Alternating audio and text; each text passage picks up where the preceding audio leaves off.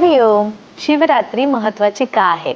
मान्यतेनुसार शिवरात्री ह्या दिवशी शिव आणि पार्वती यांचा विवाह झाला होता, म्हणजे शिवशक्ती एकत्र झाले होते. शिवाय समुद्र मंथनामधून जे हलाहल हे विष आलं ते शिवजींनी पिऊन सृष्टीला वाचवलं. आणि शिवरात्री याच दिवशी महादेवांनी कॉस्मिक डान्स म्हणजे तांडव नृत्य केलं होतं. अशा वेगवेगळ्या मान्यता आहेत, पण यासोबतच सायंटिफिक आणि जिओलॉजिकल सुद्धा कारण आहेत.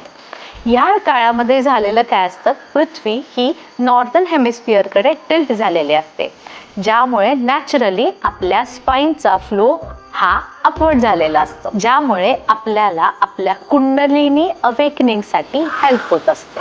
सो शिवरात्री हा जो दिवस आहे तो कुंडलिनी अवेकनिंग साठी सपोर्टिव्ह असलेली रात्री आहे. तर ह्या शिवरात्रीसाठी स्वतःला तयार करूयात आणि आपल्यामध्ये असलेल्या स्पिरिच्युअल कॉन्शियसनेसला भेटूयात. हरिओम.